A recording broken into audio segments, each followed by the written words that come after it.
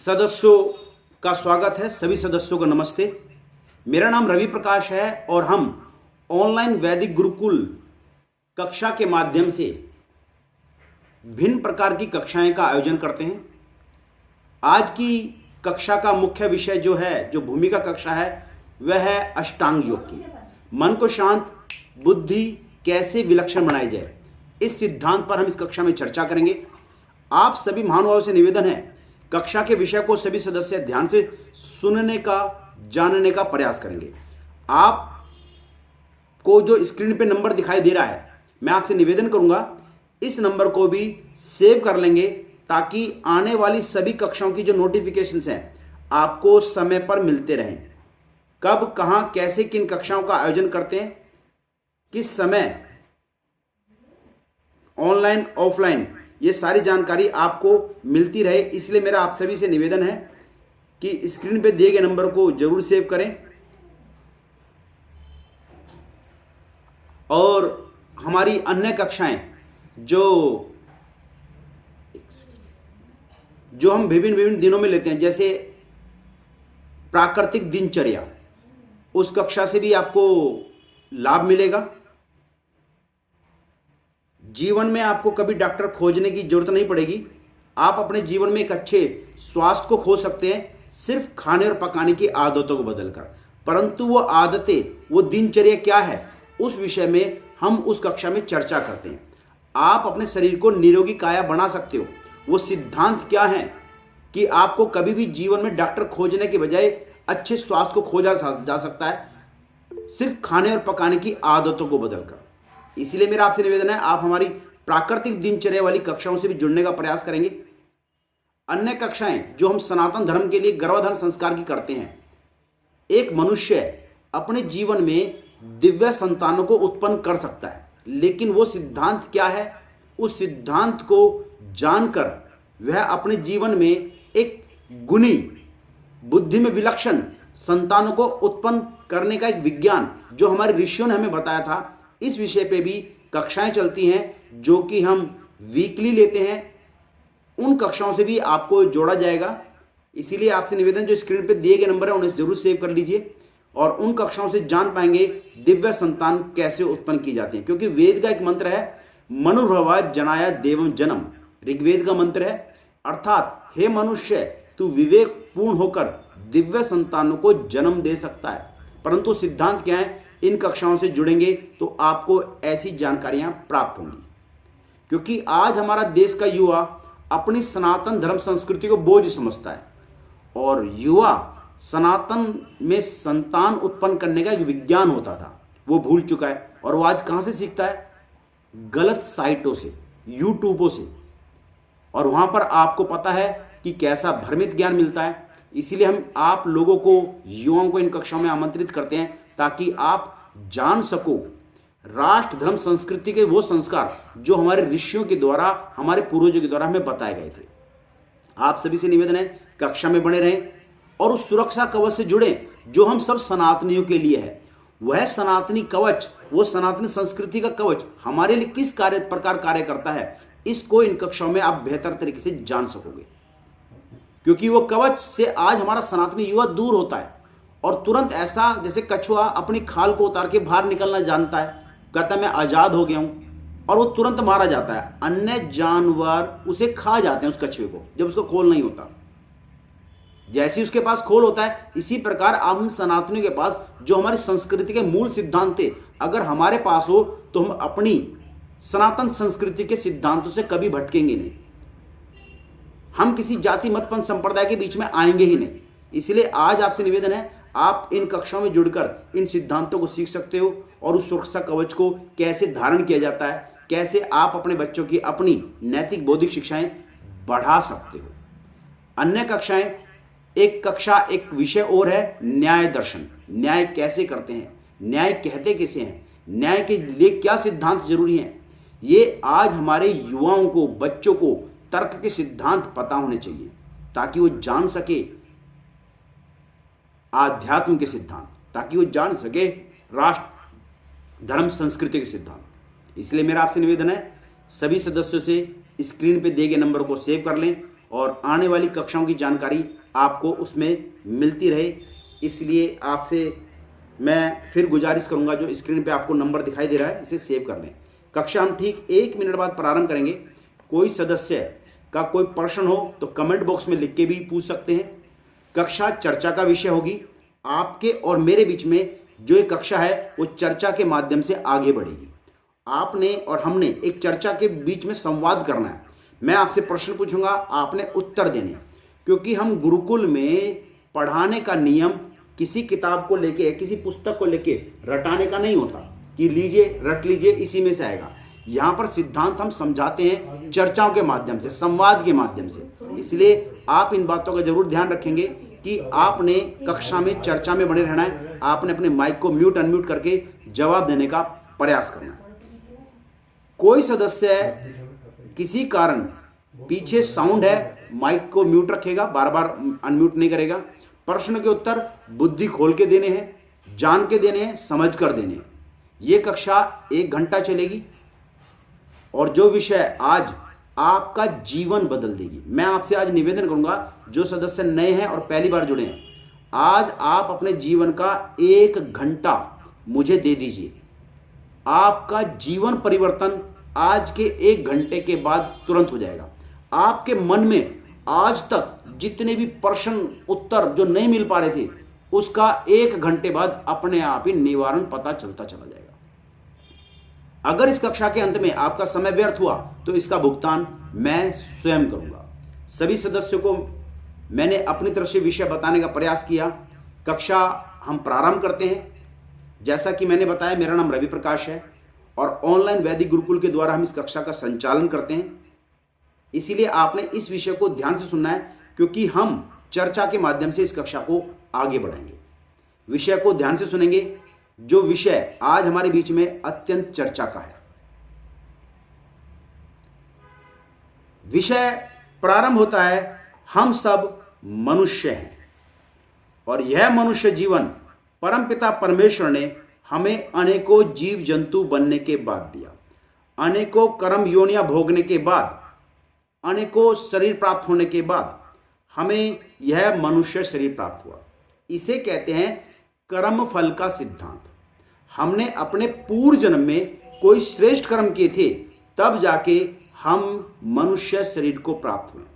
पूर्व जन्म में हाथी, घोड़ा, बिल्ली, चींटी, चूहा, बंदर, बिच्छू सब बने थे और उस जन्म में श्रेष्ठ कर्म किए थे और श्रेष्ठ कर्म करने के बाद हमें यह मनुष्य शरीर प्राप्त हुआ। क्योंकि यह तो अटल सत्य है, पुनर्जन्म होता है और हमारे इस जन्म के कर्म यह तय करते हैं कि हमारा अगला जन्म कैसा होगा। यदि आज हम मर जाएं और परमपिता परमेश्वर या यमराज हमसे पूछे कि हमें दोबारा क्या बनना है, तो हम सब मनुष्य का सिर्फ एक ही जवाब होगा कि हे ईश्वर, हमें दोबारा से मनुष्य बनाओ।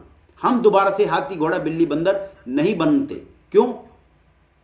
क्योंकि हम मनुष्य बनना सिर्फ एक ही कारण से पसंद करते हैं, क्योंकि हमारे जीवन में वैसे तो अनेकों सिद्धांत महत्वपूर्ण है, लेकिन सबसे ज्यादा महत्वपूर्ण सिद्धांत और कारण होता है, वह होता है मनुष्य के पास बुद्धि का होना। अन्य जानवरों के पास बुद्धि होती है परंतु कम होती है। मनुष्य के पास अनेकों संभावना, इसी बुद्धि के द्वारा अपने उत्थान के लिए मनुष्य इस जीवन में महामानवतक बन सकता है, अगर वह मनुष्य अपनी इसी बुद्धि का सही सही प्रयोग करे। अपनी इसी बुद्धि के कारण वह अनेकों कार्य सिद्ध कर सकता है। अनेकों प्राणियों में सबसे श्रेष्ठ मनुष्य है इसी बुद्धि के कारण। जभी तो एक आचार्य लिखते हैं, आहार निद्रा भय मैथुरम चय समान्ना में तथा पशु भी नारणम धर्म ही तेषाम धिको धर्महीन पशु भी समाना। खाना, सोना, डरना और बच्चे पैदा करना, ये चारों काम तो पशु भी करते हैं और ये चारों काम मनुष्य भी करते हैं। परंतु पशु और मनुष्य में एक अलग विशेषता होती है, वह होती है उसकी बुद्धि की, वह होता है उसका धर्म का। जभी तो आचार्य चाणक्य लिखते हैं, बुद्धिर यस्य बलम तस्य निर्बुद्धिर कुतो बलम। बुद्धिमान व्यक्ति महान कहलाता है, निर्बुद्धि में तो बल भी नहीं होता। विचार करके देखें, यदि किसी मनुष्य की बुद्धि में विकार उत्पन्न हो जाए, कार्य करना छोड़ दे, मनन चिंतन करना छोड़ दे, अगर वो किसी चक्रवर्ती सम्राट के यहां भी पैदा है ना, तो उसे रंक बनने में ज्यादा समय नहीं लगता। क्या सहमत हैं मेरे बताए गए सिद्धांत कि मनुष्य के लिए सबसे महत्वपूर्ण सिद्धांत जो जरूरी होता है वह होता है उसके पास विलक्षण बुद्धि का होना। क्या सहमत हैं इस सिद्धांत से कि मनुष्य के लिए सबसे ज्यादा जरूरी सिद्धांत बुद्धि का होना होता है? सहमत या असहमत? कमेंट बॉक्स में भी जवाब दे सकते हैं आप। जी धन्यवाद, सहमत हैं। अन्य कोई सदस्य? जी जी सहमत हैं, बिल्कुल। अन्य सदस्य भी जवाब दे सकते हैं, क्योंकि आपकी सहमति के द्वारा इस कक्षा को हम आगे बढ़ाएंगे। आपकी सहमति के द्वारा हम इस कक्षा को आगे बढ़ाएंगे। आपको विषय समझ में आना चाहिए, तभी हम स्टेप बाय स्टेप धीरे धीरे इस कक्षा को आगे लेके चलेंगे। क्योंकि यहां पर मैं किसी प्रकार का आपको प्रवचन नहीं सुनाऊंगा, किसी बाबा का उपदेश नहीं है, यहां पर कोई भाषण नहीं सुनाऊंगा, किसी प्रकार का हम यहां पर चर्चा करेंगे। एक संवाद होगा आपके और हमारे बीच, गुरुकुल और आपके बीच में। जिन महानुभाव को कभी जीवन में गुरुकुल जाने का मौका प्राप्त नहीं हुआ, वो आज इस गुरुकुल की ऑनलाइन वैदिक गुरुकुल कक्षा से बैठ के गुरुकुल में पढ़ने जितना आनंद ले सकते हैं। आपको विषय समझ में आया कि आप सब मनुष्यों के लिए सबसे जरूरी सिद्धांत होता है विलक्षण बुद्धि का होना। अब अगर आप सहमत हैं तो इसी बुद्धि का प्रयोग करते हुए सभी सनातनी युवा मुझे एक बात का उत्तर देने का प्रयास करेंगे। मैं आप सभी महानुभावों से जानना चाहता हूं, आज जिस सनातन धर्म संस्कृति की बात हमारे बीच में रोज चलती है, जो विषय आज हमारे बीच में चर्चा का है सनातन धर्म संस्कृति को लेके, और अत्यधिक फेसबुक पे, व्हाट्सएप पे, अन्य मीडिया सेंटरों पे हमें सनातन संस्कृति की बात सुनने को मिल जाती है। चर्चा का विषय भी होता है जगह जगह पर। बस आपसे मैं ये जानना चाहता हूं, आज जिस सनातन संस्कृति की हम बात कर रहे हैं, आज वह धर्म हमारे बीच में बढ़ रहा है या घट रहा है? सभी सदस्य उत्तर देंगे। नहीं जी, हमारे बीच में धर्म बढ़ रहा है या घट रहा है?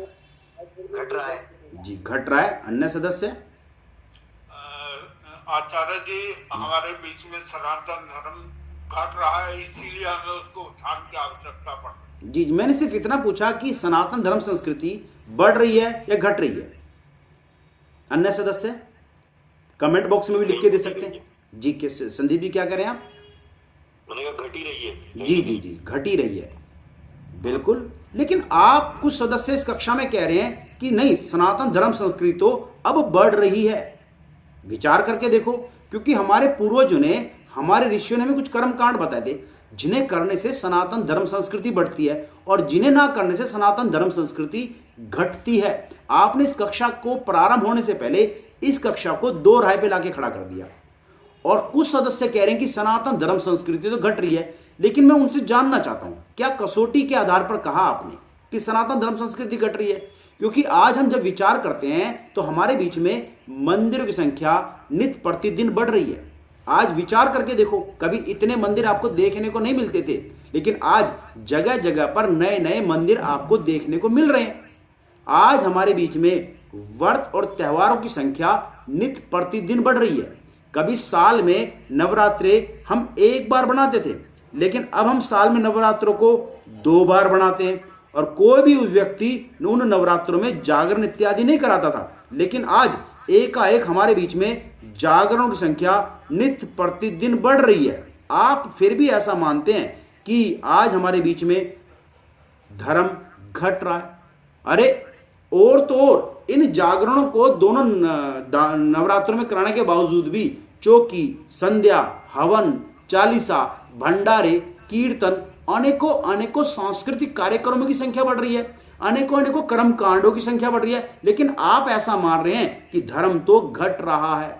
आज हमारे बीच में कभी शिवरात्रि साल में 1 बार बनाते थे, लेकिन अब हम शिवरात्रि को साल में 2 बार बनाते हैं। कोई भी व्यक्ति उन शिवरात्रि इत्यादि में कावड़ लेने नहीं जाता था, लेकिन एकाएक हमारे बीच में कावड़ों की संख्या बढ़ रही है। अभी कुछ वर्षों पहले हमारे बीच में इतने कावड़ नहीं होते थे, और पिछले साल 12 करोड़ व्यक्तियों ने कावड़ उठाई। सरकार का नियंत्रण करना मुश्किल हो जाता है। आप फिर भी कह रही हैं कि सनातन धर्म संस्कृति घट रही है। मैं आपसे फिर से जानना चाहता हूं, क्या विचार करना चाहिए या नहीं करना चाहिए?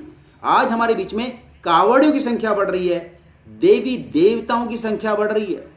कभी 250 वर्ष पहले हमारे बीच में एक रोग उत्पन्न हुआ था। उस रोग को देखते हुए भी हमारे भाई लोगों ने एक देवी का नाम दे दिया। रोग का नाम था शीतला, और शीतल रोग के नाम से उसे जानते थे, और शीतला माता के मंदिर बन गए। और अभी कुछ दिनों पहले हमारे बीच में एक बहुत बड़ी भयंकर महाबीमारी आई। उस महाबीमारी को देखते हुए भी हमारे भाई लोगों ने एक देवी का नाम दे दिया। बीमारी का नाम था कोरोना, और आज हमारे बीच में कोरोना देवी के मंदिर अलग अलग बन चुके हैं। कई प्रांतों में तो मंदिर की स्थापना हो भी गई है। मैं आपसे जानना चाहता हूं, क्या आज हमारे बीच में देवी देवताओं की संख्या नहीं बढ़ रही? अरे बीमारी आ जाए, बाढ़ आ जाए, आपदा आ जाए, देवी देवता बढ़ जाते हैं। आज तो हमारे बीच में बाबाओं की संख्या बढ़ रही है, कथावाचकों की संख्या हमारे बीच में बढ़ रही है, तीर्थ स्थानों की संख्या आज हमारे बीच में बढ़ रही है। मैं आपसे जानना चाहता हूं, जो सदस्य कह रहे थे अरे नहीं धर्म तो बढ़ रहा है, मैं उन सदस्यों से जानना चाहता हूं, क्या इन कर्म कांडों के आधार पर भी कह सकते हैं कि धर्म बढ़ रहा है? जिनका धर्म से किसी भी प्रकार का कोई संबंध नहीं है, आज हमारे बीच में ऐसे ऐसे क्रियाकलाप बढ़ रहे हैं जिनका धर्म से किसी भी प्रकार का कोई संबंध नहीं है, लेकिन आज इनकी संख्या निरंतर निरंतर बढ़ रही है। मैं आपसे जानना चाहता हूं, क्या हमें विचार करना चाहिए या नहीं चाहिए? किस कसौटी के आधार पर हम कह सकें कि आज हमारे बीच में धर्म बढ़ रहा है या घट रहा है? कि क्या कसौटी है, होनी चाहिए या नहीं होनी चाहिए? विचार करके देखें। क्योंकि एक आचार्य है, उन्होंने अपनी एक विलक्षण बुद्धि के ऊपर एक पुस्तक लिखी। वो थे आचार्य चाणक्य, और आचार्य चाणक्य अपनी चाणक्य नीति पुस्तक में कहते हैं धर्म की पहचान तो एक बिंदु है, धर्म की पहचान एक कसौटी है। इन आधार पर अगर वो कसौटी पे उतर जाती है तो आपको पता चल जाएगा धर्म बढ़ रहा है या घट रहा है। और आचार्य चाणक्य 12वें अध्याय के 5 श्लोक में लिखते हैं, सुखस्य मूलम धर्मा, यदि आज हम सुखी हैं तो हम धार्मिक हैं। ऐसा आचार्य चाणक्य अपनी चाणक्य नीति पुस्तक में लिखते हैं। मैं आपसे जानना चाहता हूं, विचार करके बताएं। आचार्य चाणक्य विलक्षण बुद्धि के व्यक्ति थे। वो कहते हैं सुखस्य मूलम धर्मा। आज हमारे बीच में सुख बढ़ रहा है या घट रहा है? सभी सदस्य उत्तर देने का प्रयास करेंगे। आचार्य जी घट रहा है। सुख तो घट रहा है। कोई सदस्य अगर ऐसा कहे कि आज हमारे बीच में सुख बढ़ रहा है तो कतई मानने के लिए तैयार नहीं हो सकते, क्योंकि आज जब हम सुख की बातों को देखते हैं तो हमारे बीच में महामारियां बढ़ रही हैं, बीमारियां बढ़ रही हैं, भोजन में जल में जहर की मात्रा बढ़ रही है, कैंसर के हॉस्पिटल बढ़ रहे हैं। हमारे यहाँ कभी ताले नहीं लगते थे, आज समाज में असुरक्षा बढ़ रही है, बच्चों का शोषण बढ़ रहा है, बच्चों के अंगों का व्यापार बढ़ रहा है, चोरी बढ़ रही है, बलात्कार बढ़ रहे हैं, डकैती बढ़ रही है, विश्वासघात बढ़ रहा है। अरे जब तक आप और हम सोकर नहीं उठते लाखों लाखों गायें कट जाती हैं, आपको हमको एहसास नहीं होता। आज मनुष्य मनुष्य के प्रति विश्वास नहीं रहा, आज भाईचारा नहीं रहा, आज भाई को ही चारा बना दिया गया है। क्या एक समय ऐसा नहीं था भाई भाई विपत्ति का साथी होता था, परंतु आज संपत्ति का साथी है। आज हमारे बीच में कार पार्किंग को लेकर झगड़ा है, जमीन को लेकर झगड़ा, औरतों को लेकर झगड़ा है, छल कपट छलावा, विषय वासना, अहंकार। अरे मैं की भावना आज हमें इतनी बढ़ गई है कि हम किसी को मार तोड़ भी कतराते नहीं है। आज व्यक्ति का लालच बढ़ता जा रहा है, कुछ लालच के कारण अपने बच्चों को पेस्टिसाइड फूड बेच देता है। आज मनुष्य में मनुष्यता नहीं रही। सहमत है या असहमत है? सुख तो नहीं बढ़ रहा, हाँ सुख के साधन जरूर बढ़ रहे हैं, एसी, जहाज, कार इत्यादि तो बढ़ रहे हैं, लेकिन उनका सुख से संबंध नहीं है। इनकी संख्या तो बढ़ रही है लेकिन सुख नहीं बढ़ रहा। इसी प्रकार आज हमारी धर्म संस्कृति को बढ़ाने के लिए भले हमने अनेकों कर्मकांड कर दिए हो, चाहे मंदिरों की संख्या बढ़ गई हो, देवी देवताओं की संख्या बढ़ गई हो, तीर्थ स्थानों की संख्या बढ़ गई हो, बाबाओं की संख्या बढ़ गई हो, कथावाचकों की संख्या बढ़ गई हो, लेकिन जब हम आध्यात्मिक दृष्टि से देखते हैं तो आज हम विचार करके देखें, आज हमारे जीवन में ना तो सुख बढ़ा, ना आज हमारे जीवन में धर्म बढ़ा। आज हमारे जीवन में अच्छी सेहत नहीं है, अच्छे संस्कार नहीं है, अच्छी विद्या नहीं है, अच्छी संस्कृति नहीं है। मैं आपसे जानना चाहता हूं, क्या मैं सही कह रहा हूं या गलत कह रहा हूं? क्या एक बार विचार करके देखना चाहिए या नहीं देना चाहिए? वे कौन से कर्मकांड थे जो हमारे श्रेष्ठ पूर्वज किया करते थे, जिनका पालन श्री राम, श्री कृष्ण, श्री हनुमान, चाणक्य इत्यादि क्या करते थे? वह जंगल में रहते हुए भी अधिक सुखी थे, अधिक धार्मिक भी थे, अधिक सेहतमंद भी थे, अधिक विद्वान भी थे, अधिक संस्कृतिवान भी थे। क्या हमें इस कक्षा में इन विषयों पर विचार करना चाहिए या नहीं करना चाहिए? श्री राम जंगल में रहते हुए भी अधिक सुखी थे, अधिक धार्मिक भी थे। ये जो स्क्रीन पे आपको दिखाई दे रही ना, मूल वाल्मीकि रामायण पुस्तक, ये आज भी गुरुकुलों में पढ़ाई जाती है, जिसका पालन गुरुकुल में रहकर बच्चा उस नैतिक बौद्धिक शिक्षा को ग्रहण करता है, जिससे कि वे अपने जीवन में अधिक सुखी बने और अधिक धार्मिक भी बने। लेकिन आज हमारे बीच में रामायण फाड़ी जाती है, जलाई जाती है, राम के चरित्र को लेकर अभद्र टिप्पणियां की जाती हैं। कुछ वामपंथी लोग, कुछ सेकुलर लोग राम के ऊपर अभद्र गंदी पिक्चरें बना देते हैं।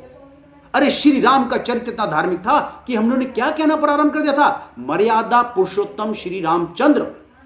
आज हम सबको विचार करना चाहिए या नहीं करना चाहिए? धर्म और सुख को बढ़ाने के लिए हमें क्या करना चाहिए? वे कौन से कर्मकांड थे जो हमारे श्रेष्ठ पूर्वज किया करते थे, जिनका पालन श्री राम, श्री कृष्ण, चाणक्य इत्यादि करते थे? वे जंगल में रहते हुए भी अधिक सुखी थे और अधिक धार्मिक भी थे। मैं आपसे जानना चाहता हूं, क्या यह विषय आज हमारे बीच में विचारणीय है या नहीं है? क्या हमें इस कक्षा में बैठ के इस विषय को विचार करना चाहिए या नहीं करना चाहिए? करना चाहिए। आचार्य विचार, धन्यवाद आपका कि आपने इस विषय को समझा और आपने सराहा कि आप इस विषय पर विचार करना चाहते हैं। लेकिन विषय आज का था अष्टांग योग, मन को शांत, बुद्धि को विलक्षण बनाने का विज्ञान मैंने आपको इस कक्षा में सिखाना था। आज का विषय अष्टांग योग। यह विषय तो मैंने आपको भूमिका के रूप में बताया, लेकिन मैं आपसे जानना चाहता हूं अष्टांग योग के बारे में कोई सदस्य है जो अष्टांग योग के बारे में जानता है?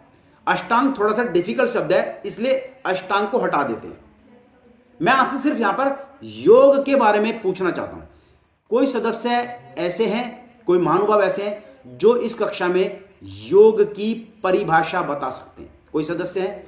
अगर आज आपके पास कोई अंग्रेज या कोई विदेशी आ जाए और आपसे कहे कि मुझे आपसे योग सीखना है, ये भारत भूमि है जो योग गुरुओं की भूमि है, ये भारत भूमि है जो योग गुरु के नाम से प्रचलित है, और मैं भारत इसलिए आया हूं कि मुझे योग सीखना है, और वो आप सबके पास आ जाए, तो मैं आप सभी महानुभाव से जानना चाहता हूं, क्या उस अंग्रेज को या उस विदेशी को या हम अपने बच्चों को ही योग की सटीक परिभाषा बता सकते हैं? क्या उसे योग करना सिखा सकते हैं? मैं आपसे जानना चाहता हूं, कोई सदस्य इस कक्षा में योग की परिभाषा बताए? जी हाँ, मैं बताने की कोशिश करूंगा। बताइए। योग का मतलब होता है जोड़ना। योग का मतलब होता है जोड़ना, बिल्कुल सही बात है, योग का मतलब जोड़ना होता है। अन्य कोई सदस्य? अन्य कोई सदस्य? जी आचार्य जी, मैं ये कहना चाहता हूँ कि जी, अन्य कोई सदस्य परिभाषा बताने का प्रयास करेंगे? योग शब्द का अर्थ एकत्व होता है। हाँ जी, जो संस्कृत धातु को युज शब्द से बना है। युज शब्द से, जी जी जी जी, जिसका अर्थ जोड़ना होता है। जी अच्छा जी, जोड़ना, ये तो आप बता दिए, परिभाषा पूछ रहा हूं मैं आपसे। अन्य कोई सदस्य? मन चित्त वृत्तियों को शांत करना। मन, अच्छा, आप ये कहना चाहते हैं योगा चित्त वृत्ति निरोधा? हाँ हाँ जी जी जी आचार्य जी। अन्य कोई सदस्य परिभाषा बताने का प्रयास करेगा? इस कक्षा में काफी महानुभाव हैं, नए सदस्य जवाब देने का प्रयास करेंगे। जिनकी कक्षा हो चुकी है वो इस कक्षा में जवाब नहीं देंगे, इस बात का जरा ध्यान रखेंगे, अन्यथा रिमूव कर दिया जाएगा। अन्य सदस्य जिनकी कक्षा हो चुकी है, नए सदस्य जवाब देंगे।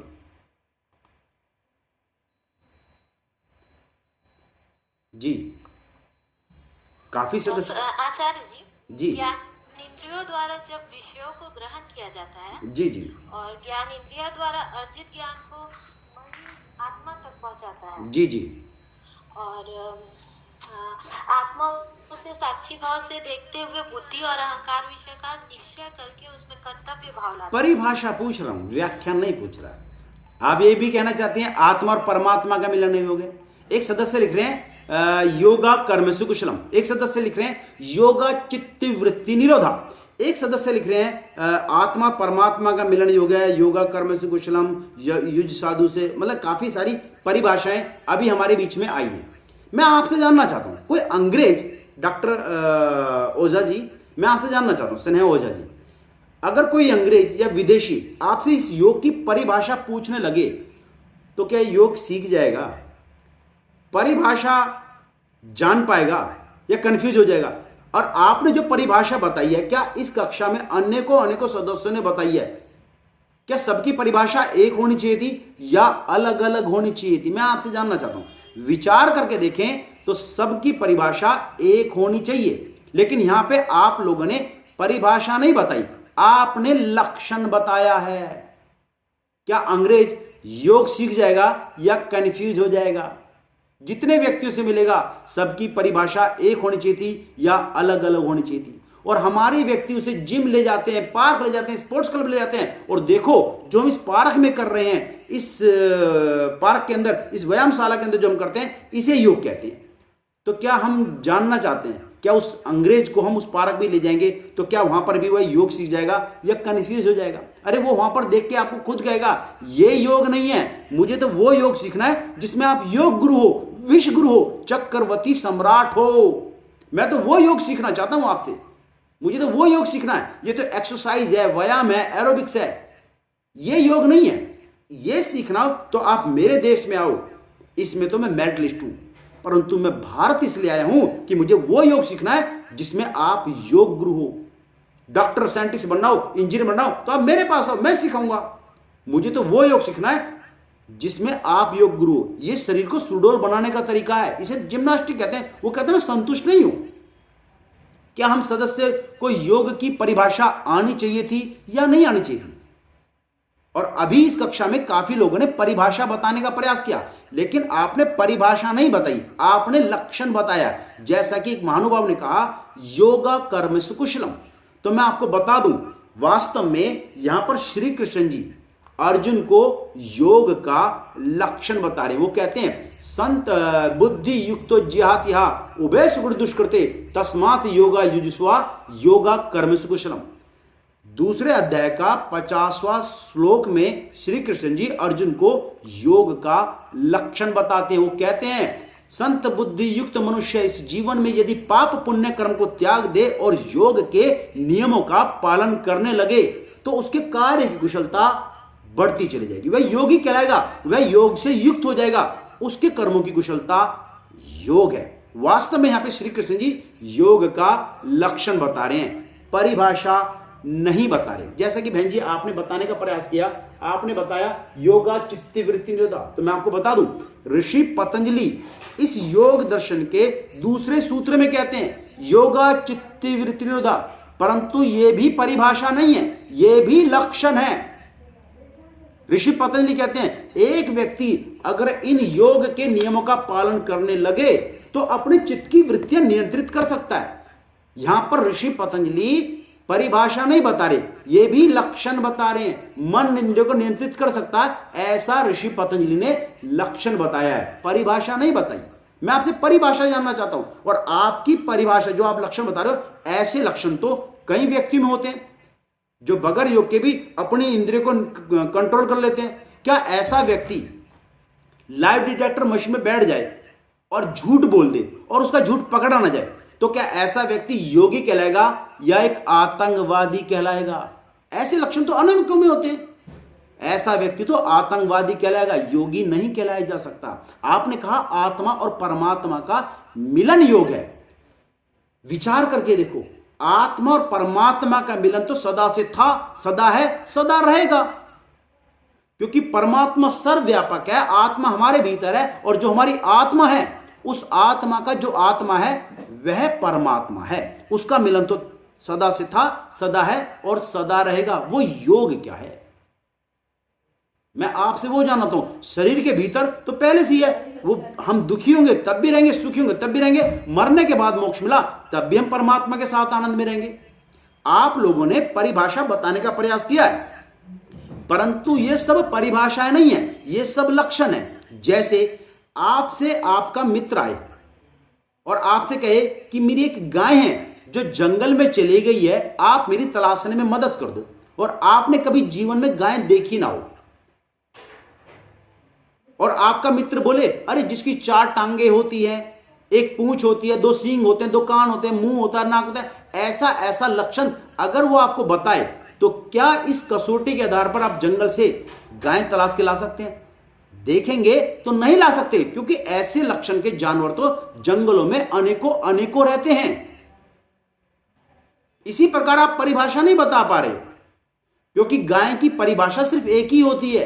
गाय उसे कहते हैं जिसके नीचे गल कंबल होता है। संसार में वही पशु जिसकी पीठ के ऊपर खुम निकलाता है, उसे गाय कहते हैं। अरे ऐसे लक्षण तो हिरण के भी होते हैं, लेकिन गाय के लक्षण जिसके नीचे गल कंबल होता है, जिसकी पीठ के ऊपर खुम निकला होता है।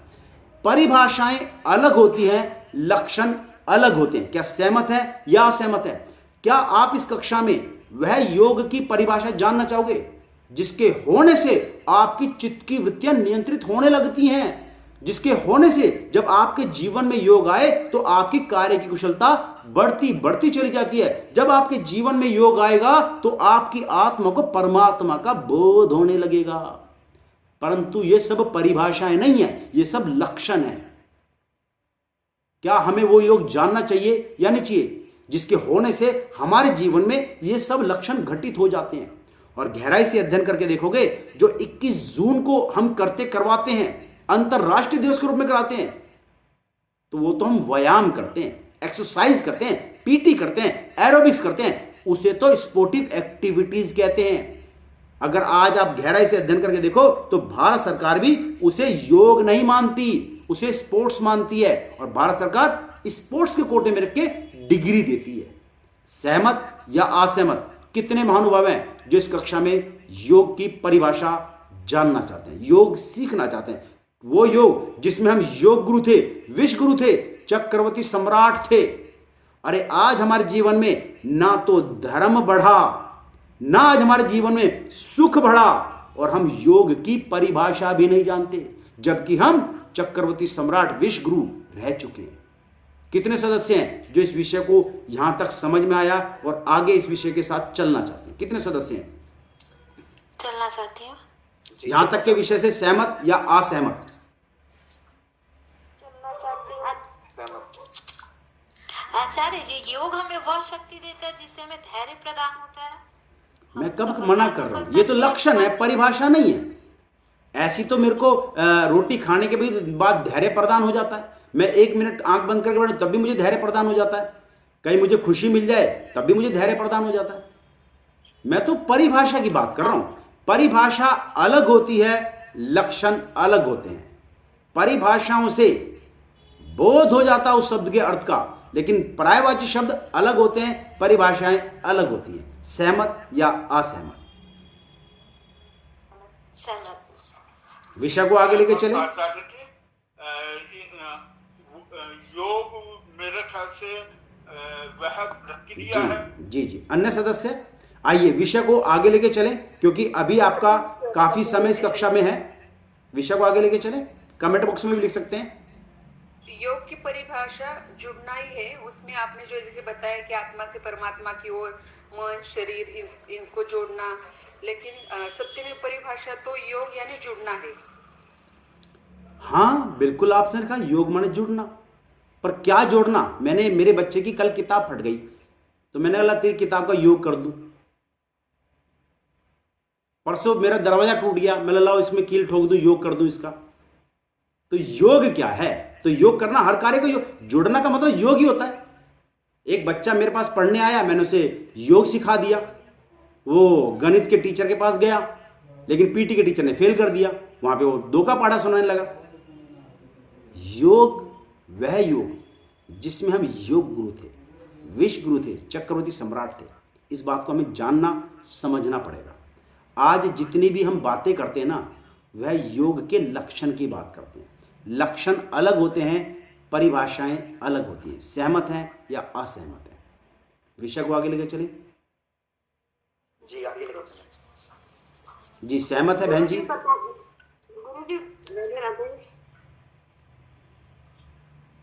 आइए विषय को आगे लेके चलते हैं। विषय को ध्यान से समझें। आपके मन के अंदर कुछ प्रश्न होंगे अभी भी, लेकिन मैं आपसे वादा कर रहा हूं, इस आधे घंटे की कक्षा के बाद आपके पास एक भी प्रश्न नहीं बचेगा, क्योंकि आप योग जान जाओगे, समझ जाओगे, करना आ जाएगा आपके जीवन में, परिभाषा जान जाओगे। तो आपको पता चलेगा इसे योग कहते हैं। आइए विषय को ध्यान से सुनने का प्रयास करेंगे और इस कक्षा को समझने का, ताकि आप भी अपने जीवन में वह योग सीखो जो इसमें हम योग गुरु थे। आध्यात्म के लिए जाने जाते हैं हम आज भी विदेशों में। डंका बजता था हमारा, लेकिन आज हम दोयम दगरे के नागरे बन गए हैं। हमें योग की परिभाषा नहीं आती, क्योंकि आज हमारे जीवन में ना तो धर्म बढ़ा ना सुख बढ़ा। आइए इस कक्षा के विषय को आगे लेके चलते हैं और मैं आपको अब योग की परिभाषा बताने का प्रयास करता हूं। लेकिन इससे पहले मैं आपको एक विषय से जोड़कर उस सिद्धांत को सिखाना चाहता हूं जो इस योग के लिए सबसे ज्यादा महत्वपूर्ण और जरूरी है। सभी सदस्य मेरी तरफ ध्यान से देखेंगे। आप सब स्कूलों में पढ़े हो, कॉलेजों में पढ़े हो, बड़े बड़ी जगह पढ़े हो, वहां पे एक सिद्धांत की परिभाषा पढ़ाई जाती है। सभी सदस्य ध्यान से सुनना। संसार में यदि कोई नियम है और वो सार्वभौमिक है और सत्य सत्य साबित होता है, उसे सिद्धांत कहते हैं, अर्थात लॉ ऑफ प्रिंसिपल कहते हैं। सार्वभौमिक सिद्धांत, जैसे 2 और 2 4 होते हैं। यह सिद्धांत पूरे ब्रह्मांड में कार्य करता है। कोई आपसे आके कहे कि 2 और 2 6 होते हैं तो कोई नहीं मानेगा, क्योंकि सिद्धांत ही नहीं है, लॉ प्रिंसिपल के तहत ही नहीं है, इसे खारिज कर दिया जाएगा। इसी सिद्धांत के अनुसार मैं आपसे एक परिभाषा और एक शब्द और जानना चाहता हूं। सभी सदस्य मेरी तरफ और मेरी तरफ देखेंगे। मेरे हाथ में एक पत्थर है। इस पत्थर को मैं ऊपर फेंकने का प्रयास करता हूं, लेकिन ये नीचे आ जाता है। मैं फिर फेंकता हूं, ये फिर नीचे आ जाता है।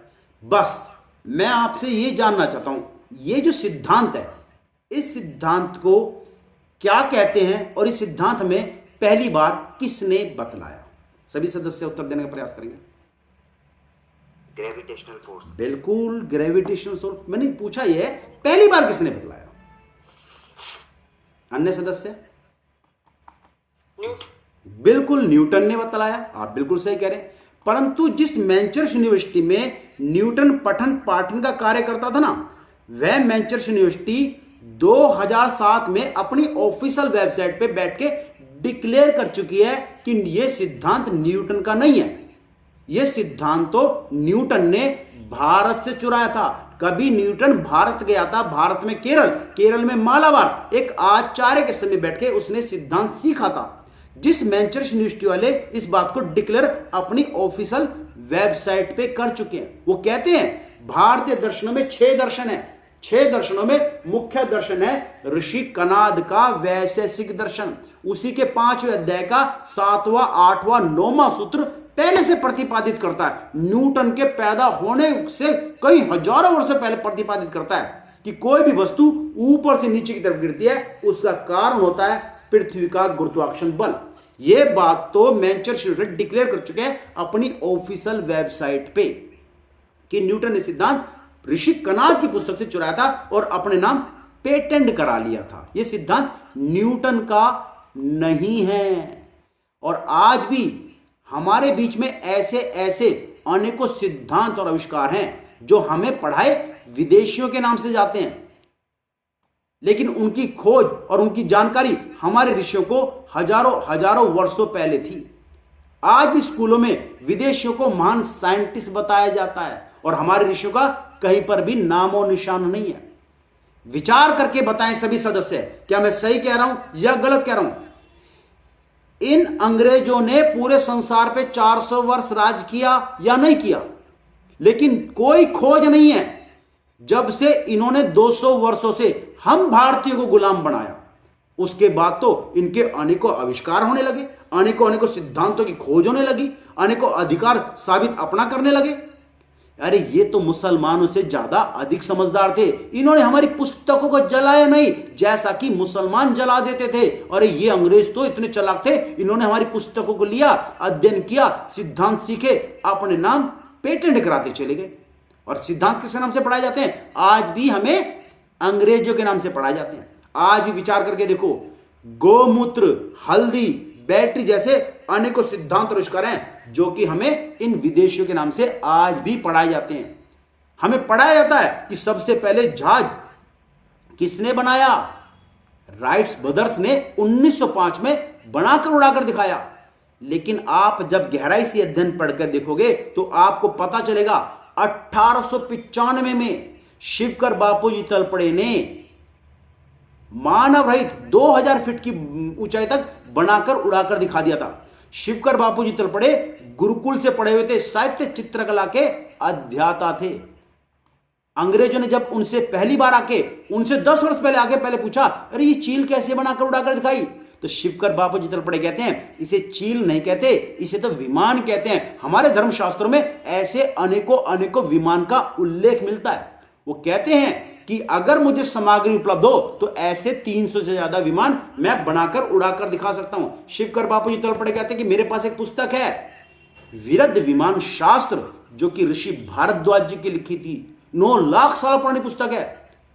उसमें से मैं 300 से ज्यादा विमान बनाकर उड़ाकर दिखा सकता हूं अगर मुझे सामग्री उपलब्ध हो जाए। अंग्रेजों की आंखें फटी रह गई और कागज किसको दे दिए? राइट्स ब्रदर्स को दे दिए। जब तो 1905 में आज भी हमें राइट्स ब्रदर्स के नाम से पढ़ाया जाता है, जबकि शिवकर बापूजी चल पड़े ने उनसे 10 वर्ष पहले विमान बनाकर उड़ाकर दिखा दिया था। मैं आपसे जानना चाहता हूं, इन्होंने अभी बनाकर उड़ाकर दिखाया, क्या उससे हजारों करोड़ों वर्षों पहले हमारी पुस्तकों में विमान का उल्लेख नहीं मिलता? विचार करोगे तो हमारे यहां तो पुष्पक विमान जैसे अनेकों अनेकों विमान का उल्लेख मिलता है, मिसाइलों का उल्लेख मिलता है। ऐसे ही अनेकों विज्ञान के सिद्धांत और आविष्कार हैं जो आज भी हमें इन विदेशियों के नाम से पढ़ाए जाते हैं। विचार करके देखो, चाहे ऋषि भारद्वाज जी का वायुयान का सिद्धांत हो, चाहे ऋषि अगस्त का बैटरी का सिद्धांत हो, चाहे ऋषि पतंजलि के योग दर्शन का सिद्धांत हो, आचार्य भास्कर ने अणु परमाणु की खोज तो हजारों वर्षों पहले कर दी थी, ऋषि विश्वामित्र ने मिसाइल की खोज तो पहले कर दी थी, गर्भ ऋषि को नक्षत्रों का ज्ञान था, ऋषि अचक को शरीर विज्ञान गर्भ विज्ञान के बारे में हजारों सालों पहले ज्ञान था। आज भी दिल्ली के अंदर एक लोह स्तंभ है जिसपे आज तक जंग नहीं लगा, जो कि ऋषि नागा अर्जुन के द्वारा बनाया गया था, और आज भी नासा उस पर शोध करता है, क्योंकि नागार्जुन के द्वारा 2 पुस्तकें, रस रत्नाकर, रसेंद्र मंगलम जैसी पुस्तकें, विज्ञान धातु विज्ञान की अनेकों अनेकों खोजें उसमें बता रखी हैं। ऐसा लोहा तो हमने 3000 साल पहले बना दिया था, जो आज भी दिल्ली के मेहरौली, कुतुब मीनार के मेहरौली के अंदर है। आज तक जंग नहीं लगा।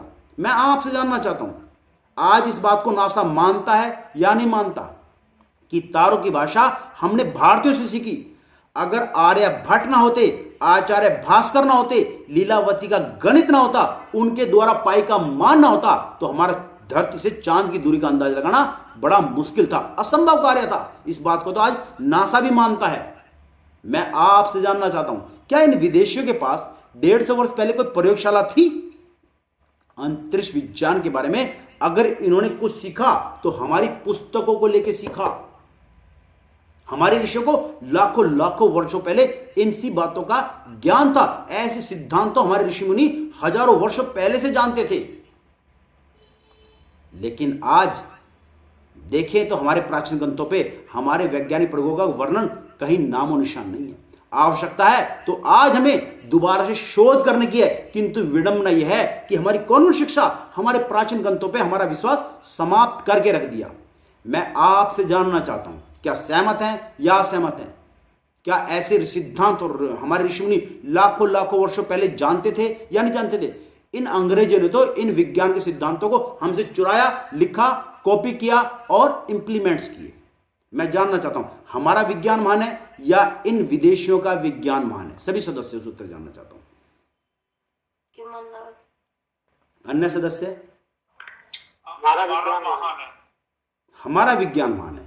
तो आप सभी सदस्यों को यह भी पता होगा, हमारा अगर विज्ञान महान है तो हमारे ऋषियों ने इन विज्ञान के सिद्धांतों को खोजा था या इन विज्ञान के सिद्धांतों का निर्माण किया था? सभी सदस्य से जानना चाहूंगा मैं।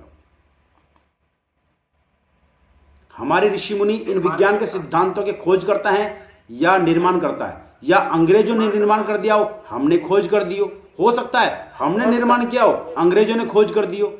हमारे ऋषि मुनि इन विज्ञान के सिद्धांतों के या विदेशी खोज करता है या निर्माण करता है? सभी सदस्य उत्तर देने का पड़ेगा। जी, निर्माण करता है। खोज करता है सर। अन्य सदस्य? निर्माण करता है, ऋषि हमारे निर्माण करता है। जी जी, अन्य सदस्य? बहुत अच्छे जवाब आ रहे हैं, काफी सदस्य। लेकिन आपने इस कक्षा को फिर 2 राह पे लाके खड़ा कर दिया। कुछ सदस्य मानते हैं अरे खोज करता है, कुछ सदस्य मानते हैं निर्माण करता है। आपने इस प्रश्न को दोबारा से लाके इसी कक्षा में दोबारा खड़ा कर दिया दो राह पे। मैं आपसे जानना चाहता हूं हमारे ऋषि मुनि खोज करता या निर्माण करता? क्योंकि अभी कुछ दिनों पहले दिल्ली के बहुत बड़े कॉलेज में गया था मैं। जब ये सेमिनार लाइव हम इवेंट्स करते हैं ना, तो सत्र के द्वारा वहां पर भी ये प्रश्न पूछा मैंने। बड़े बड़े स्कूल के कॉलेज के प्रिंसिपल भी यही कह रहे थे हम निर्माण करता है, कुछ कह रहे थे हम खोज करता है। बड़े बड़े बच्चे, बड़े बड़े स्कूल के टीचर, प्रिंसिपल्स, सभी का जवाब ऐसा था। जब एक प्रैक्टिकल के माध्यम से मैंने उनकी शंका का समाधान किया, जैसे मैं आपकी शंका का समाधान कर रहा हूं, क्योंकि आपने भी इस कक्षा में दो राह पे लगे खड़ा कर दिया, या तो हम निर्माण करता हो सकते हैं या खोज करता हो सकते हैं। मैं उनकी क्लास में गया, सभी सदस्य ध्यान से सुनना। मैं उनकी क्लास में गया और उनकी क्लास में जाकर मैंने अपना एक फोन जो एप्पल का 17 फोन था उनकी क्लास में छुपा दिया। 60 से 70 बच्चे नए पढ़ रहे थे और उन सब बच्चों से मैंने पूछा कि जाओ आओ बच्चों, मैंने आपको अपनी क्लास के अंदर, आपकी क्लास के अंदर अपना एप्पल का i17 फोन छुपा दिया है, तो तलाश के लाके दो। तो मैं जानना चाहता हूं क्या वो 60 से 70 बच्चे मिलकर मेरा एप्पल का 17 फोन तलाश के ला सकते हैं? नए सदस्य, नए सदस्य नहीं, बिल्कुल। अन्य सदस्य, अन्य सदस्य, क्या वो 60 से 70 बच्चे मिलकर मेरा एप्पल का i17 फोन तलाश के ला सकते हैं? बिल्कुल ला सकते हैं, बिल्कुल। हाँ बिल्कुल, आप कह रहे हो फोन नंबर मिल जाए, लेकिन मैंने स्विच ऑफ कर रखा था, मैंने स्विच ऑफ कर रखा था, क्या हम तब भी ला सकते हैं? विचार करके देखो, आपने प्रश्न को ध्यान से सुना ही नहीं। अगर आप एप्पल की वेबसाइट पे जाके देखोगे तो आज तक एप्पल ने i17 फोन बनाया ही नहीं है। एप्पल के पास i17 नहीं है, 16 है, 15 है, 13 है, 12 है, 10 है, 8 है, ये सब फोन है, 17 नहीं है। ध्यान से सुनो, मैं आपको पढ़ाना और समझाना क्या चाह रहा था। मैंने आपसे कहा था ना, कक्षा को विषय ध्यानपूर्वक सुनने का प्रयास करना। मैं आपको बताने का प्रयास कर रहा हूं, हमें पढ़ाया जाता है ये किसका सिद्धांत है? न्यूटन का। परंतु न्यूटन तो क्या था? चोर था। उसने हमारी ऋषि कनाद की वैश्विक दर्शन पुस्तक से चुराया था। यह बात तो वह अपनी मैनचेस्टर इंस्टीट्यूट डिक्लेयर कर चुके हैं। बस मैं आपको सिर्फ यहां यही तो समझाने का प्रयास कर रहा हूं। कोई भी वस्तु ऊपर से नीचे की तरफ गिरती है, उसका कारण होता है पृथ्वी का गुरुत्वाकर्षण बल। यह बात ऋषि कनाद ने वैशेषिक दर्शन पुस्तक में हजारों सालों पहले बता चुके थे। बस मैं आपको यहां पे यही तो बता रहा हूं, ऋषि कनाद ने भी इस सिद्धांत की सिर्फ खोज करी थी, निर्माण नहीं किया था। किसी वस्तु की हम खोज तभी करते हैं, ध्यान से सुनेंगे, हम किसी वस्तु की खोज तभी कर पाते हैं जब उस वस्तु का अस्तित्व होता है। जब किसी वस्तु का अस्तित्व होता है जब ही हम खोज पाते हैं। ऋषि कनाद इसीलिए खोज पाए थे कि उन्होंने जाना यह सिद्धांत तो संसार में कार्य कर रहा है। और कब से कार्य कर रहा है? सृष्टि के आरंभ से कार्य कर रहा है। ऋषि कनाद ने इस सिद्धांत की खोज करी थी, निर्माण नहीं किया था। ऋषि कनाद के पैदा होने से पहले भी यह सिद्धांत कार्य कर रहा था। इसका साफ साफ अर्थ है ऋषि कनाद भी इस सिद्धांत के खोज करता है, निर्माण करता नहीं है। सहमत है या असहमत है? सहमत है। सहमत है। ऐसे सहमत नहीं होना। एक उदाहरण और सुन लीजिए। देखिए, मैंने आपसे पूछा कि हम निर्माण करता है या खोज करते हैं। मैंने आपको साबित किया हम संसार में जितने भी सिद्धांत होते हैं ना, उसके सिर्फ खोज करता है, निर्माण करता नहीं है। जैसे एक उदाहरण और देता हूं, देखिए मेरी तरफ देखिएगा। हमने जाना दो पत्थर आपस में टकराए, ईंधन ऑक्सीजन ताप की जलने वाली एक रसायन की प्रतिक्रिया हुई। उस प्रतिक्रिया को हमने किसका नाम दिया? आग का नाम दिया। हमने आग के सिद्धांत की खोज करी है, निर्माण नहीं किया।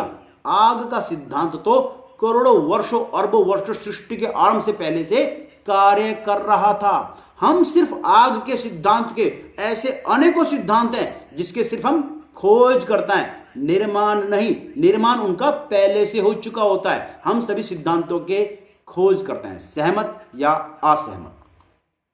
सहमत है। सहमत है। सहमत है।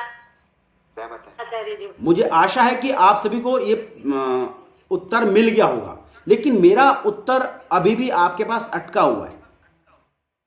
मैं यही तो मेरा उत्तर है, दोबारा से जानना चाहता हूं, क्योंकि प्रश्न तो वहीं के वहीं आ गया।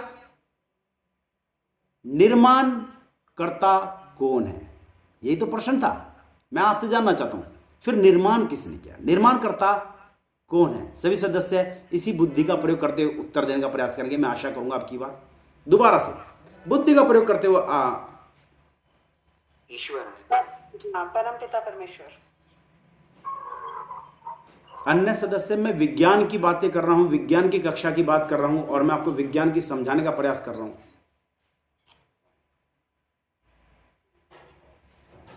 अन्य सदस्य नेचर। नेचर, प्रकृति। जी। अन्य कोई सदस्य? बिल्कुल प्रकृति हो सकती है। अन्य कोई सदस्य? निर्माणकर्ता कौन है? प्रकृति भी तो परमात्मा की ही देन है। अन्य कोई सदस्य? कक्षा में मेरे को लगता है कि मैंने अपना पूरा पुरुषार्थ कर रहा हूं समझाने का। जी आचार्य जी, मेरे ख्याल से किसी भी सिद्धांत का निर्माण नहीं किया जाता, उसका प्रतिपादन किया जाता है। विचार कर लेते हैं। आप अगर ऐसी बात कह रहे हैं प्रतिपादन किया जाता तो विचार करके देख लेते हैं। अन्य कोई सदस्य उत्तर देने का प्रयास करेगा। अगर यहां तक का विषय समझ में आ रहा होगा तो आपको आगे की कक्षा 20 मिनट की रह गई है, बहुत अच्छी तरह समझ में आएगी।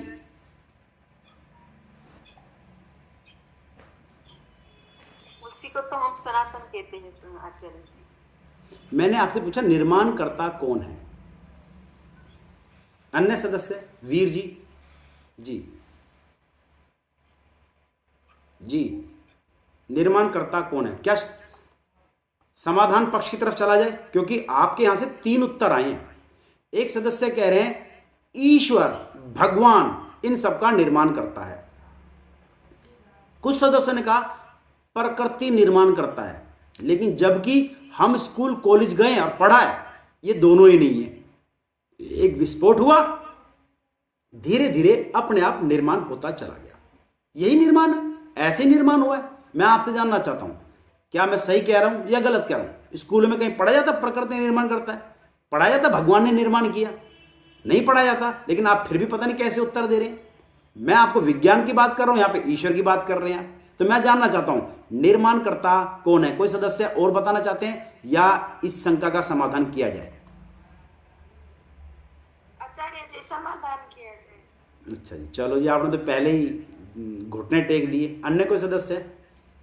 क्योंकि हमारे पास सामने 3 सिद्धांत आए हैं। कुछ कह रहे हैं ईश्वर निर्माण करता है, कुछ कह रहे हैं प्रकृति निर्माण करता है, और कुछ कह रहे हैं अपने आप बन जाते हैं। जबकि स्कूल कॉलेजों में हम यही पढ़ते हैं। यह कक्षा पिछले 45 मिनट से मैं आप लोगों के साथ ले रहा हूं और आपको इस कक्षाओं में विषय समझाने के लिए बुद्धि का प्रयोग कर रहा हूं, ताकि आपकी बुद्धि विलक्षण बन सके, थोड़ी बुद्धि खुले। मैं आपसे जानना चाहता हूं इस कक्षा में यदि कोई मंद बुद्धि बच्चा होता, क्या इस विषय को समझ पाता? वो इस कक्षा को अभी तक छोड़ के जा चुका होता। क्यों? क्योंकि समझने समझाने के लिए बुद्धि का प्रयोग होता है या नहीं होता। समझने समझाने के लिए चाहे इतनी बुद्धि प्रयोग कर रहे हो आप और हम, प्रयोग कर रहे हैं। दूसरी बात, मैं आपको समझाने का प्रयास कर रहा हूं, जब ऋषि और वैज्ञानिक किसी सिद्धांत की जब खोज करते हैं ना, तो इतनी सारी बुद्धि का प्रयोग करते हैं, तब जाके वो हमें 1, 2, 3, 4, 15, 20 सिद्धांत बता पाते हैं। और वो कहते हैं जब हम किसी सिद्धांत की खोज करते हैं ना, उसका निर्माण पहले से हो चुका होता है। लेकिन जब निर्माण था ना, उसके पास तो हमसे ज्यादा अनंत बुद्धि थी। वो तो सर्वज्ञ बुद्धि वाला था जिसने निर्माण किया था। ऋषि कहते हैं हम इतनी बुद्धि का प्रयोग करते हैं। वैज्ञानिक भी कहता हमारे पास इतनी बुद्धि है, इससे ज्यादा बुद्धि नहीं है। समझने समझाने के लिए आप और हम इतनी बुद्धि का प्रयोग करते हैं, और आप खोज करने के लिए ऋषि इतनी बुद्धि का प्रयोग करता है। लेकिन आप फिर भी कह रहे हैं कि नहीं, निर्माणकर्ता ईश्वर है, प्रकृति है। जो सदस्य प्रकृति के लिए कह रहे थे, मैं उन सदस्यों से जानना चाहता हूं।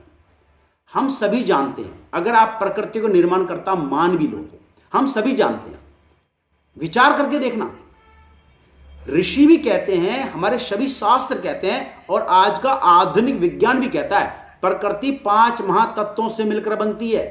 अग्नि, जल, पृथ्वी, आकाश और वायु से मिलकर बनती है और ये सब जड़ पदार्थ हैं, इनमें बुद्धि नहीं होती। ये अपने स्वभाव से कार्य करते हैं।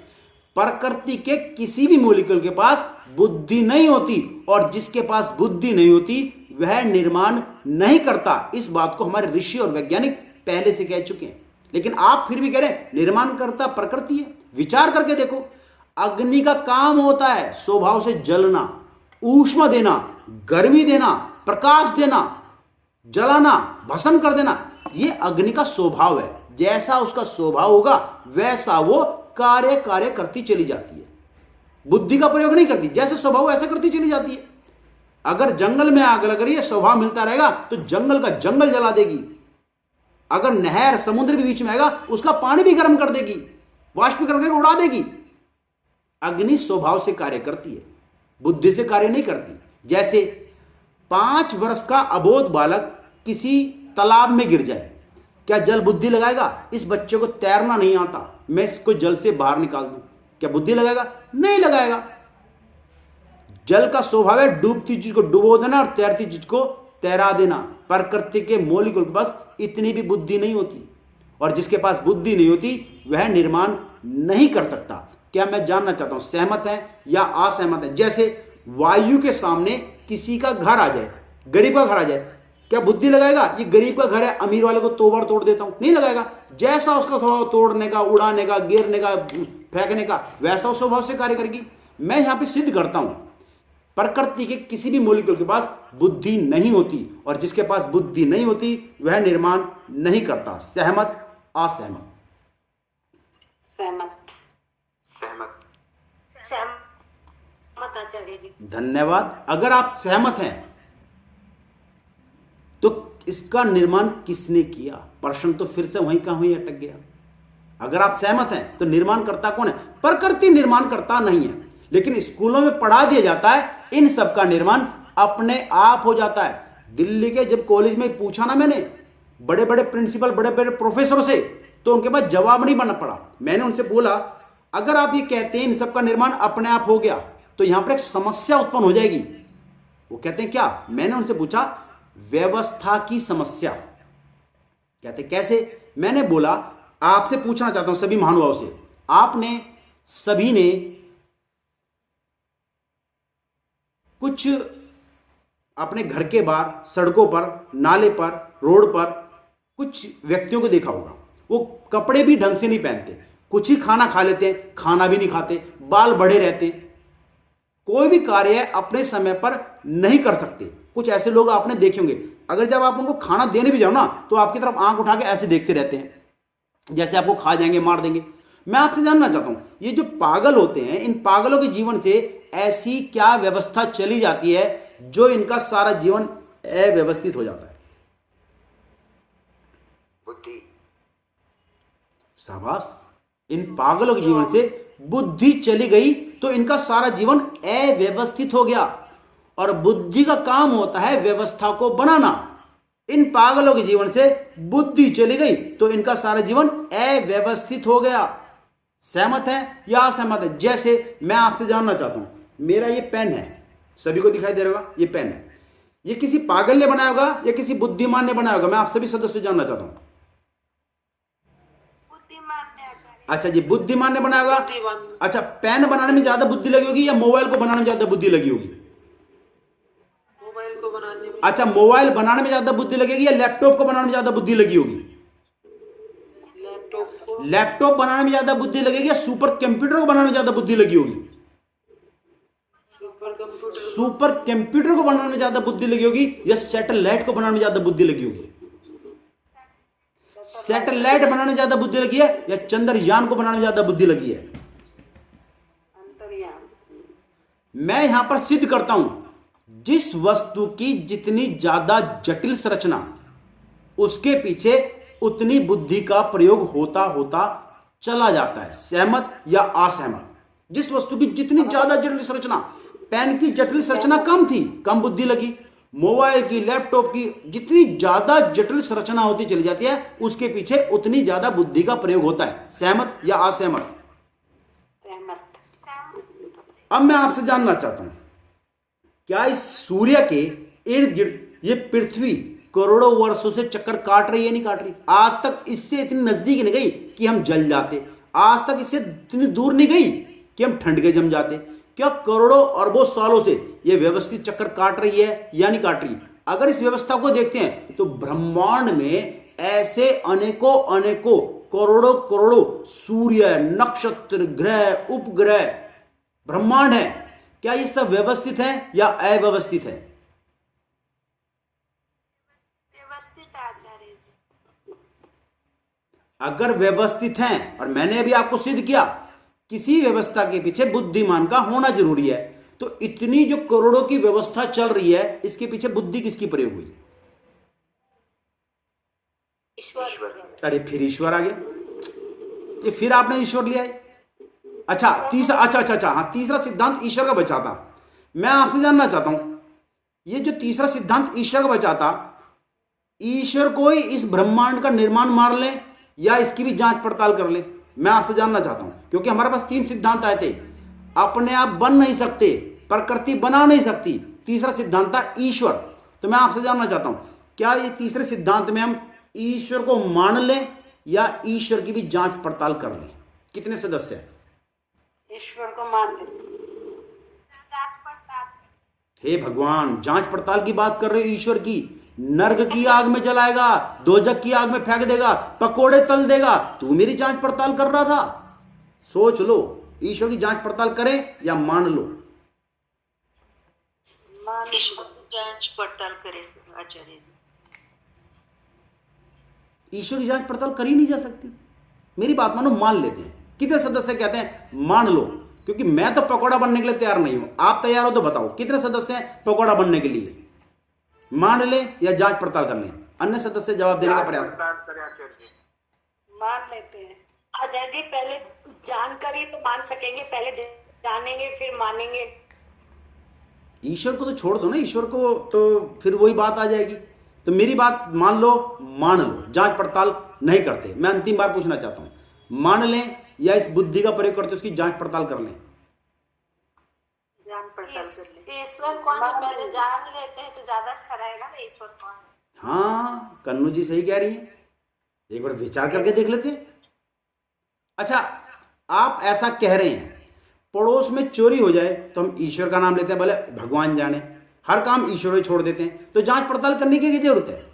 मान लेते हैं। लेकिन विचार करके देखो, जो सदस्य इस कक्षा में कह रहे थे मान लो जांच पड़ताल नहीं करते, मैं उन सदस्यों से जानना चाहता हूं।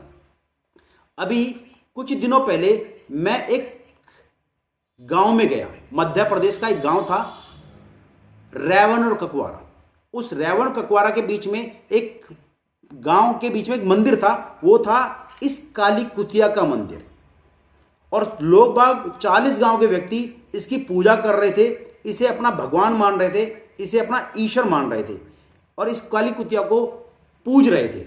40 गांव के व्यक्ति कहते हैं ये हमारा भगवान है, ये हमारा ईश्वर है। तो मैं आपसे जानना चाहता हूं, क्या इस काली कुतिया ने, जो आप कह रहे थे ईश्वर की जांच पड़ताल नहीं करनी चाहिए, अगर उन 40 गांव के बीच में चले जाओ तो आप भी इसको ईश्वर मान लोगे? तो मैं आपसे जानना चाहता हूं, क्या इस काली कुतिया ने सृष्टि के आरंभ में विज्ञान के सिद्धांतों का निर्माण किया होगा? नहीं। क्यों? आप तो कह रहे थे जांच पड़ताल नहीं करनी चाहिए, 40 गांव के व्यक्ति कह रहे मान लो, आप नहीं कर रहे। विचार करके बताएं।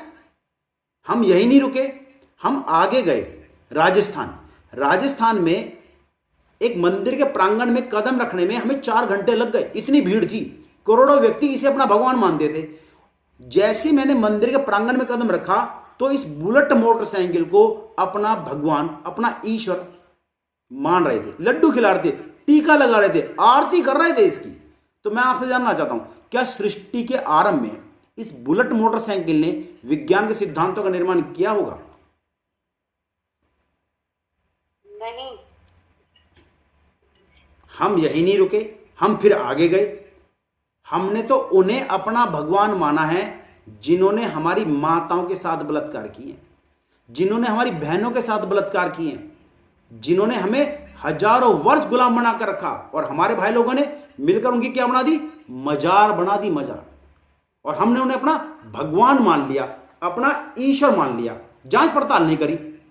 और आज भी हम उनके पीछे चले जाते हैं, उन्हें अपना ईश्वर मान लेते हैं। ऐसे ही एक मोहम्मद गजनबी का एक सिपह सालार था, मसूद गाजी। आज भी यूपी के अंदर बहुत बड़ी दरगाह है, उसे हम अपना भगवान, अपना ईश्वर मानते हैं। अजमेर शरीफ में सूफी मोहिद्दीन चिश्ती की दरगाह है। क्या सृष्टि के आरंभ में ये जो कब्रों के अंदर दबे हुए हैं, इन्होंने निर्माण किया होगा, जो अभी कुछ दिनों पहले हिंदुओं के द्वारा लड़ाई में मारे गए थे? आप कह रहे हैं ईश्वर की जांच पड़ताल नहीं करनी चाहिए। क्या इन गधों की मजारों ने विज्ञान के सिद्धांतों का निर्माण सृष्टि के आरंभ में किया होगा? मैं आपसे जानना चाहता हूं। अन्य सदस्य क्या होगा? तो कौन है ईश्वर, कैसे पता करें? आज हमारे बीच में करोड़ों करोड़ों व्यक्ति किसी को भी ईश्वर बना देते हैं, हम उसे अपना मान लेते हैं भगवान। और आप कह रहे जांच पड़ताल करनी चाहिए, इस क्लास में बैठे हैं, और बाहर अगर कहीं विषय मिले तो आप जांच पड़ताल करते नहीं हो। क्या ये ईश्वर है या नहीं है, इसकी आप जांच पड़ताल करते नहीं हो। हम यही नहीं रुके, आज हमारे बीच में अमिताभ बच्चन का मंदिर है, सभी को स्क्रीन पे दिखाई दे रहा होगा, अमिताभ बच्चन का मंदिर। आज हमारे बीच में सोनिया गांधी का मंदिर है। आज हमारे बीच में सचिन तेंदुलकर का मंदिर है। ये आपको सचिन तेंदुलकर का मंदिर दिखाई दे रहा होगा, ये आपको सोनिया गांधी का मंदिर दिखाई दे रहा होगा, ये आपको क्या कहते हैं अमिताभ बच्चन का मंदिर दिखाई दे रहा होगा। 5 वक्त की पूजा होती है अमिताभ बच्चन के मंदिर में, और आप कह रहे हैं ईश्वर की जांच पड़ताल नहीं करनी चाहिए। क्या सृष्टि के आरंभ में इन सब ने विज्ञान के सिद्धांतों का निर्माण किया होगा? मैं आपसे जानना चाहता हूं। हम यही नहीं रुके, आज अनेकों अनेकों बाबा हमारे बीच में हैं, जिनके आज हमारे व्यक्ति जांच पड़ताल नहीं करते, इन्हें अपना ईश्वर मान लेते हैं। मैं आपसे जानना चाहता हूं, इसी प्रकार एक बाबा हुआ, इसे लड़ना नहीं आता था, लेकिन जासूस बहुत तगड़ा था। कहते हैं अंग्रेजों का जासूस था, रानी लक्ष्मीबाई को मराने में इसने बहुत बड़ी महत्वपूर्ण भूमिका निभाई, और इसे मुखबरी के नाम में अंग्रेजों ने एक मस्जिद रहने के लिए दे दी, और यही मस्जिद बढ़ते बढ़ते आज एक भव्य मंदिर में बढ़ गई, और भव्य मंदिर से आज एक पुस्तक छपती है। मैंने ये पुस्तक मंगवाई और पढ़नी प्रारंभ कर दी। क्या हो सकता है ये भगवान हो? लेकिन जब मैं इसके पहले पन्ने पढ़ता हूं तो इसमें लिखा है हमारे बाबा यवन के मुसलमान थे, मस्जिद में रहते थे, 5 वक्त के नमाजी थे, अल्लाह ऊपर बोलते थे, कुरान पढ़ते थे, रोजा रखते थे, दान में मिले पैसे से हमारे बाबा चिलम पीते थे। जब मैं इसके कुछ और पन्ने पढ़ता हूं, कहते हैं हमारे बाबा दिन में सोते थे, रात को जागते थे, हफ्तों तक नहाते नहीं थे, गांव में कभी भी नर्तकियां आती थी उनके साथ मंच पर चढ़ के नाचा करते थे, गजल कव्वाली के हमारे बाबा बड़े शौकीन थे, गुस्सा बड़ी जल्दी आता था, अब शब्द निकलना हमारे बाबा के मुंह से आम बात थी। जब मैं इसके अंतिम पन्ने पढ़ता हूं ना, तो इसके अंतिम पन्नों में लिखा है हमारे बाबा जिस कुत्ते के साथ रहते थे ना, जिस टर्म के डब्बे में स्वयं पानी पी लेते थे, अपनी सोच पोटी इत्यादि साफ कर लेते थे, उसी में कुत्ते को पानी पिला देते थे, इतने महान थे। हमारे बाबा को मांस मिश्रित चावल खाना बड़ा पसंद था, स्वयं अपने हाथों से बकरे की बलि दिया करते थे। किसी ने पूछा कि बाबा आपका पसंदीदा भोजन क्या है? मैं इस कक्षा में वो जवाब देना नहीं चाहता। इस पुस्तक में लिखा है बकरे के प्राइवेट पार्ट्स मेरा प्रिय भोजन है, ये बाबा लिखता है। मैं आपसे जानना चाहता हूं, ये आपको किसी भगवान के लक्षण नजर आ रहे हैं या किसी गलीच भिखारी के लक्षण नजर आ रहे हैं? क्षमा किसी चाहूंगी। राक्षस के लक्षण। कौन था ये गलीच भिखारी? कौन था ये गलीच भिखारी? कोई बता सकता है? जो मैंने पुस्तक अभी बात चर्चा करी है आपके। ये उसकी किताब में लिखा होगा, लेकिन हाँ लिखा है, मैं जब भी तो पढ़ रहा हूं। मैं आपसे जानना चाहता हूं भिखारी कौन था गलीच? ये कोई भगवान के लक्षण नजर आ रहे हैं या किसी गलीच भिखारी के लक्षण नजर आ रहे हैं? और आज इसे करोड़ों करोड़ हिंदू जाके भगवान मानता है, अपना माथा टेकता है। कोई सदस्य बता सकता है कौन था ये गलीच? चलो साईं बाबा, साईं बाबा, साईं ये है वो साईं बाबा जिसे आज हम अपना भगवान मानते हैं। मैं आपसे जानना चाहता हूं, क्या सृष्टि के आरंभ में सभी विज्ञान के सिद्धांतों का निर्माण इसने किया होगा, जो दमे के मरीज से मर गया था, बीड़ी पीलन चिलम पीता और मर गया था? मैं आपसे जानना चाहता हूं, क्या आज हमें ईश्वर की जांच पड़ताल करनी चाहिए थी या नहीं करनी चाहिए थी? जो सदस्य कह रहे थे ना ईश्वर की जांच पड़ताल मत करो, पाप लग जाएगा, पकोड़े तल देगा, मैं आपसे जानना चाहता हूं, क्या आज तक आपने कभी अपने जीवन में ईश्वर की जांच पड़ताल करी? आज हम ईश्वर की जांच पड़ताल नहीं करते और किसी को अपना ईश्वर मान लेते हैं। मैं आपसे पूछना चाहता हूं, आज हमें कौन बताएगा कौन है ईश्वर? क्या आज हमारे बीच में ऐसे अनेकों प्रकार के बाबा हैं या नहीं है? क्या आज हमारे बीच में ऐसे अनेकों प्रकार के देवी देवता, तीर्थ, ये सब अपना अपना ईश्वर अलग अलग बना के बैठे हैं या नहीं बैठे? मैं आपसे जानना चाहता हूं। इस भारत के अंदर 2000 से ज्यादा मत, पंथ, संप्रदाय, समुदाय वाले व्यक्ति हैं और सबने अपना अपना भगवान अलग अलग बना रखा है या नहीं बना रखा? मैं आपसे जानना चाहता हूं, कितने बाबाओं ने घोषणा नहीं कर दी कि मैं भगवान हूं, मैं भगवान हूं, मैंने अवतार लिया, मैंने अवतार लिया? मैं आपसे अंतिम बार पूछना चाहता हूं,